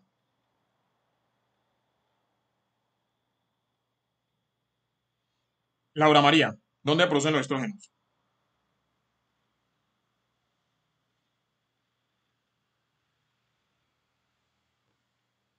Laura se fue o está aquí. Ah, ahora en activarse el micrófono, listo. ¿Dónde se producen los estrógenos? En los ovarios, ¿cierto? En los ovarios. Así de sencillo.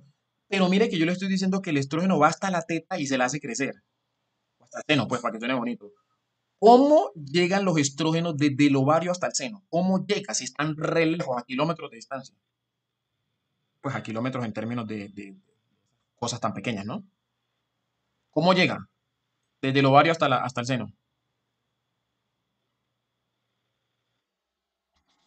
Por el torrente sanguíneo. Entonces usted dice, eso es una hormona porque lo está produciendo el ovario. Mire, el ovario está por allá abajo en la pelvis. Y llega hasta acá, hasta su tórax, donde usted tiene los senos. Si pilla, es una distancia larga que tiene que recorrer. ¿Quién lo lleva? Pues la sangre. A eso usted lo llama hormona. Cuando una sustancia se produce en un sitio, se libera la sangre y la sangre lo lleva hasta su sitio de acción. Eso es una hormona.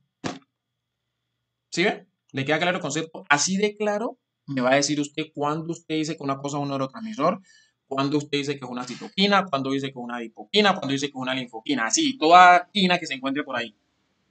¿Listo? Bueno. Entonces produce la renina donde en el riñón, el aparato yuxtaglomerular exactamente, pero bueno, no le importa, la renina en el riñón, listo. Entonces, esa renina, ¿cuál es la función de la renina? ¿Alguien sabe qué hace la renina? ¿Para qué sirve la renina? ¿Saben o no? ¿Se acuerdan o no? Dígame no para seguir. No se acuerdan, listo. La renina se va a encontrar en la sangre con una sustancia. Mire que Jimena se sabe el nombre de memoria, se sabe el nombre de memoria del sistema, pero no sabe cómo funciona. Angiotensinógeno. Angiotensinógeno. Angiotensinógeno. Entonces la renina se encuentra con el angiotensinógeno. ¿Quién produce el angiotensinógeno? ¿Saben? Bueno, me imagino que no saben. Esto lo produce el hígado. ¿Sí pilla? El hígado produce el angiotensinógeno. Se encuentran en la sangre. Entonces la renina coge este angiotensinógeno y lo convierte en una cosa que se llama angio, mire que tienen casi el mismo nombre, angiotensina. Angiotensina. Angiotensina 1. ¿Sí? Angiotensina 1. ¿Se acuerdan? Angiotensina 1. Estamos en la sangre, listo. Tan, tan, tan, seguimos. Estamos en la sangre. Entonces en la sangre, esta angiotensina 1 va a ser convertida en angiotensina 2.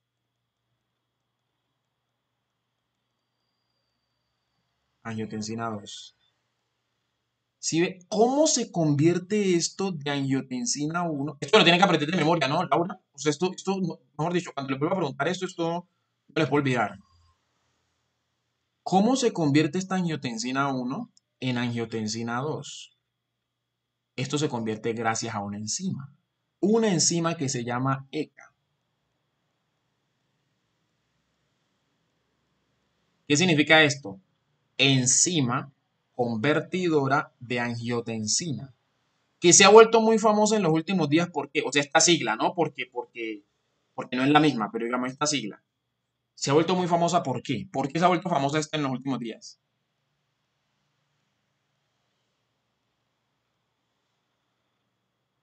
¿Se acuerdan? Bueno, ahorita usted iba a decir algo a alguien.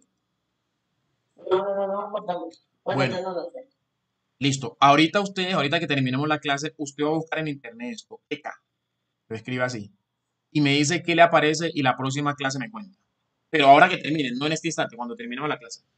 ¿Listo? Pero bueno, por ahorita estamos hablando de esta ECA que convierte la angiotensina 1 en angiotensina 2. Es muy importante. ¿Dónde se encuentra la ECA? En los capilares, pero el 90% de la ECA se encuentra en los capilares del pulmón. El 90% está en el pulmón. O sea que la mayoría de la angiotensina 1 se convierte en angiotensina 2 ¿cuándo? Pues cuando la sangre pasa por el pulmón. ¿Se acuerdan que la sangre está recorriendo todo el cuerpo, no? Entonces, cuando la sangre pasa por el pulmón, la angiotensina que vaya por ahí, ahí se convierte en angiotensina 2 porque es allá donde está la ECA en cantidades impresionantes. El 90% de la ECA está allá, en los capilares del pulmón. ¿Sí pilla? Y esta angiotensina 2 tiene como 50.000 funciones. Pero entre esas funciones vamos a recalcar ahorita dos. Las otras las vamos a ir recalcando a medida que vayamos viendo ciertas enfermedades que nos interesan muchísimo. Pero vamos a recalcar ahorita dos funciones. Una función es que esto aumenta la secreción de una sustancia que se llama aldosterona. Mire que Jimena dijo sistema renina, angiotensina, aldosterona. Por eso se llama así, porque termina en aldosterona. Aldosterona. ¿Sí ve? Mire, sistema renina, angiotensina, aldosterona. ¿Sí ve? Es así la vuelta. La renina convierte la angiotensina en la angiotensina 1, la angiotensina 1 en 2 se convierte gracias a la ECA y la angiotensina 2 estimula la producción de aldosterona. ¿Quién produce la aldosterona? ¿Se acuerdan? Eso también lo vieron en fisiología.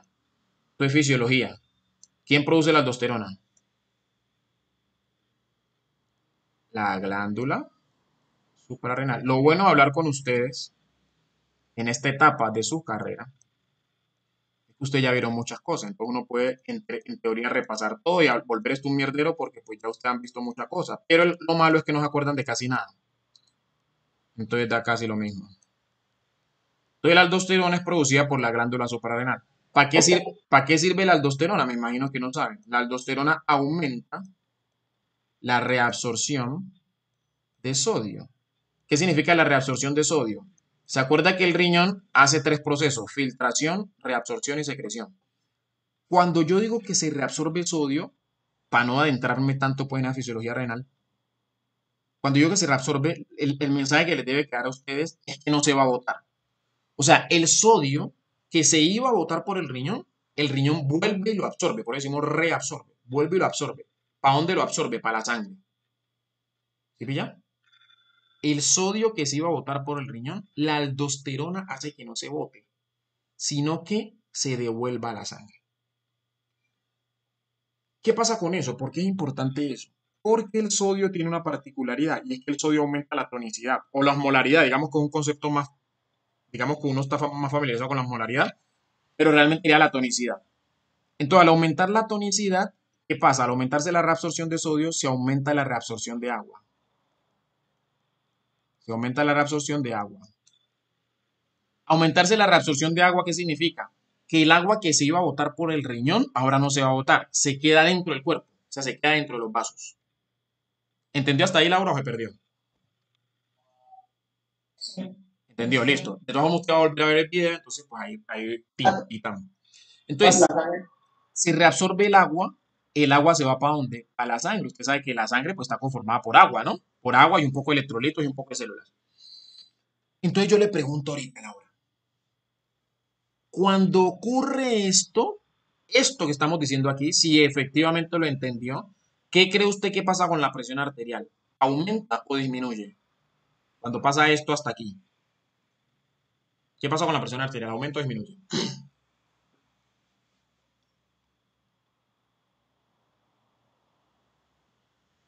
Laura, Laura María, Laura María. ¿Qué pasa con la presión? ¿Aumenta o disminuye? En este momento que se aumentó la reabsorción de sodio y se aumentó la reabsorción de agua y el agua está quedando en los vasos sanguíneos. ¿Qué pasa con la presión? ¿Aumenta o disminuye? La presión arterial.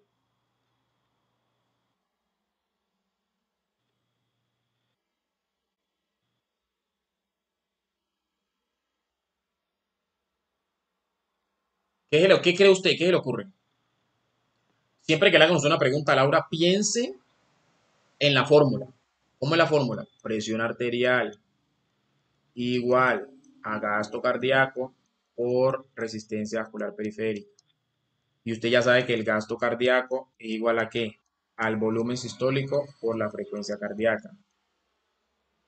Entonces, de acuerdo a esto, si yo le digo a usted que se le está aumentando la cantidad de agua en los vasos, usted dice, bueno, si se me aumenta la cantidad de agua en los vasos, en las venas, ¿qué pasa? Pues va a llegar más sangre a la aurícula derecha. Si llega más sangre a la aurícula derecha, pues va a llegar más sangre a la aurícula, al ventrículo derecho. Después va a salir más sangre por la arteria pulmonar. Va a llegar más sangre a la aurícula izquierda, va a llegar más sangre al ventrículo izquierdo y va a salir más sangre por el ventrículo izquierdo. Entonces, ¿qué pasa con el volumen sistólico? ¿Aumenta o disminuye? En eso que le acabo de describir. ¿Aumentó o disminuyó el volumen sistólico? Aumentó. Y si aumentó el volumen sistólico, ¿qué pasó con el gasto cardíaco? Si aumenta el volumen sistólico, ¿qué pasa con el gasto cardíaco? Laura. Laura María, por Dios. ¿Aumentó? ¿Qué pasa? Si aumenta el volumen sistólico, ¿qué pasa con el gasto cardíaco? Pues aumenta. O sea, acuérdese que esto es una multiplicación. Si esto aumenta, esto aumenta. Si esto aumenta, esto aumenta. Eso es lo que uno llama directamente proporcional. O sea, ¿va a escuchar ese término? Uno dice, es directamente proporcional. ¿Por qué? Porque si esto aumenta, pues esto aumenta. ¿Se acuerdan el ejemplo anterior que le dije que al señor le pegaron un tiro y que empezó a botar sangre? Entonces que disminuyó el retorno venoso y el volumen sistólico disminuyó. ¿Usted qué me dijo? Si el volumen sistólico disminuye, ¿qué pasa con el gasto cardíaco? Pues disminuye. Entonces aquí si aumenta, pues aumenta. ¿Sí ven? Es el mismo caso anterior, pero contrario. En el otro, ese está perdiendo sangre, en ese está ganando sangre. Sangre, pues está ganando agua, pues digamos. Y eso lo aumenta, pues, el volumen de sangre. Uno depende del otro, exacto. Entonces, y si aumenta el gasto cardíaco, entonces, ¿qué pasa con la presión? Si aumenta el gasto cardíaco, ¿qué pasa con la presión arterial? Laura, aumenta, porque es lo mismo. Mire, también es una multiplicación. Mire, yo no sé si ustedes entienden esta fórmula, ¿no? O sea, esto es presión arterial igual a gasto cardíaco por resistencia vascular periférica. ¿Sí pilla? Si yo tengo un gasto cardíaco de 2 y mi resistencia vascular periférica es de 5, ¿cuánto me da la presión arterial? Pues 10. Ahora, si el gasto cardíaco ya no es de 2, sino que es de 4, y la resistencia sigue siendo 5, ¿cuánto es el gasto cardíaco? ¿Cuánto es la presión arterial, perdón? Pues 20. ¿Qué significa? Que como el volumen, el gasto cardíaco aumentó a 4, aumentó el doble, ¿sí ve? Porque estaba en 2, aumentó el doble, pues la presión aumentó el doble, ¿sí ven? Ahora, si yo lo que hace, si lo que aumento es la resistencia, digamos que el gasto cardíaco sigue siendo 2 y la resistencia ya no es 5 sino que es 10, ¿qué pasa con la presión arterial al final? Pues ahora hay 20, ¿sí ven? Y si ya no es 20, si ya no es 10 sino que es 20, ¿qué pasa con la presión arterial? Pues es 40, ¿sí ven? Es una multiplicación, es una multiplicación. Entonces, si esto aumenta, la presión aumenta. Si esto aumenta, la presión aumenta. Aquí se lo estoy demostrando matemáticamente, ¿sí ven? Matemáticamente. ¿Entiende eso, Laura? Entonces, en este caso, que este señor activó su sistema renina-angiotensina-aldosterona por el lado de la aldosterona, como se reabsorbe sodio, y la reabsorción de sodio lleva a que se reabsorba agua, pues por este lado, el volumen sistólico va a aumentar, el gasto cardíaco va a aumentar y en última la presión arterial va a aumentar. O sea que esto me lleva a que la presión arterial se me aumente. ¿Sí pilla? Ahora, además de eso, la angiotensina 2 pues produce otros efectos, pero uno que nos interesa es que va a producir una cosa que se llama vaso, vasoconstricción. Listo.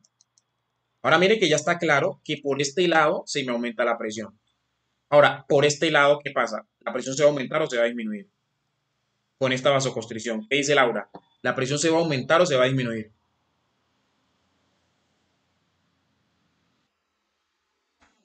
Ajá. Ah, bueno, hágale pues. Entonces, terminamos aquí. Bueno, sí, terminemos aquí, Laura, entonces ya.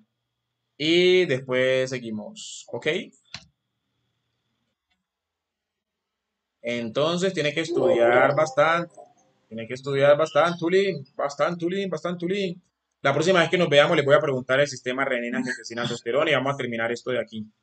Bueno, pues, que les vaya bonito, pues. Pórtense bien. Chao, pues.